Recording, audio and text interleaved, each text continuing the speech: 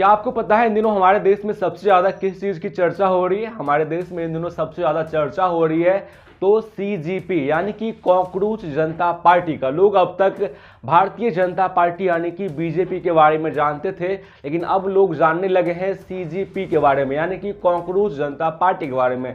बहुत लोग ऐसे हैं जो कि नहीं समझ पा रहे हैं कि ये कॉकरोच जनता पार्टी क्या है और इन दिनों भारत में इतना चर्चा क्यों हो रहा है इसका। दरअसल हमको आपको बता दें कि हमारे देश का जो सुप्रीम कोर्ट है, सुप्रीम कोर्ट में जो मुख्य न्यायाधीश है जिनका नाम है सूर्यकांत, वो एक मामले पर सुनवाई कर रहा था। मामला था जो फर्जी डिग्री मामला है, हमारे देश में लोग फर्जी डिग्री हासिल कर रहे हैं, खरीद रहे हैं कहीं से, तो इस मामले पे सुनवाई हो रही थी। इसी मामले पे सुनवाई के दौरान जो मुख्य न्यायाधीश है सूर्यकांत, उन्होंने कहा कि हमारे देश में कुछ बेरोजगार युवा ऐसे हैं जो कि कॉकरोच की तरह है, हमारे देश के सिस्टम पर बेवजह अटैक करते हैं, हमला करते हैं, बेवजह आरटीआई डाल के इंफॉर्मेशन ले लेते हैं, सोशल मीडिया जैसे प्लेटफॉर्म का यूज करके देश पर बेवजह हमला करते हैं। कहीं ना कहीं ये जो कॉकरोच शब्द का यूज किया गया सूर्यकांत वर्मा द्वारा, तो ये हमारे देश के जो युवा है, खासकर बेरोजगार युवा है, उनको ये बातें चुभ गई। उसके बाद जो है इस पार्टी का उदय हुआ, यानी कि उसके बाद कॉकरोच जनता पार्टी बनाया गया। इस पार्टी को बनाने का जो मुख्य श्रेय जाता है, उनका नाम है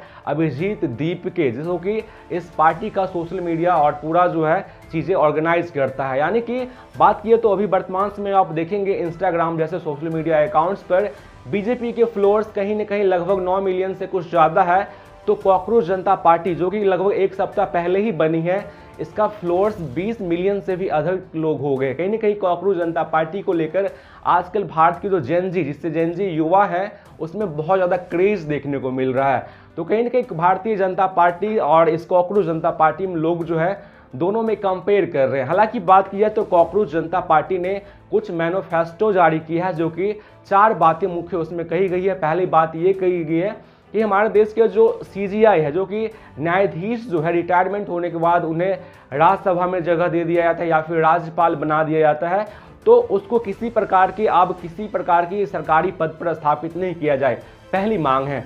दूसरी मांग है कि महिलाओं के लिए, महिलाओं को केवल 33% आरक्षण नहीं दिया जाए, बल्कि महिलाओं को बराबरी की बात की जाए, पूरे 50% आरक्षण दिया जाए। तीसरा बात जो इसमें कहा गया है कि भारत में अगर किसी भी व्यक्ति का वोटर लिस्ट से नाम गायब हो जाता है, तो उसमें जो वोटर लिस्ट के जो चुनाव के अधिकारी होते हैं, मेन जो होता है चुनाव आयुक्त, उन पर आतंकवादी जैसे मामले दर्ज किया जाए। और चौथी बात कही गई है, हमारे देश का जो नेता है उनके लिए क्या करते हैं, चुनाव जीतने के बाद कभी इस पार्टी में कभी उस पार्टी में, यानी कि जो दल बदलू नेता है उस पर कार्रवाई हो और ऐसे करने पर उसे 20 साल के लिए बैन कर दिया जाए। तो अभी कॉकरोच जनता पार्टी का ये 4 प्रमुख मैनिफेस्टो में ये चीज़ें लिखी गई है। कहीं ना कहीं लोगों को ये चीज़ बहुत ज़्यादा पसंद आ रही है और हाल ही में नीट में हुए पेपर लीक जैसे मुद्दे पर बहुत ज़्यादा बढ़ चढ़ कर कॉकरोच पार्टी जो है आगे आ रही है। खासकर एक सोशल मीडिया और एक गूगल जैसे क्रोम पर एक फॉर्म दिया था, जिसमें कि ये लिखा गया था कि जो लोग चाहते हैं कि भारत के शिक्षा मंत्री यानी कि धर्मेंद्र प्रधान जी, जो भारत में पेपर लीक हुआ है नीट मामले में, रिजाइन दे, वो लोग इस फॉर्म पे साइन करें। तो लगभग कितने सारे लोग, 1.5 2 लाख 5 लाख लोग जो है इस पे साइन कर दिए हैं अब तक। तो कहीं ना कहीं कॉकरोच जनता पार्टी को लेकर भारतीय युवा में कहीं ना कहीं बड़ा बदलाव देखने को मिल रहा है और कहीं ना कहीं लोग इस पार्टी को सपोर्ट कर रहे हैं, लोग जुड़ रहे हैं। बाकी इस कॉकरोच जनता पार्टी को लेकर आपकी क्या राय है? क्या ये कॉकरोच जनता पार्टी बस एक हंसी मजाक का चीज़ बन के रह जाएगी या फिर ये चीज़ें आपको ज़मीनी स्तर पर भी देखने को मिलेगी? इसके बारे में आप क्या सोचते हैं?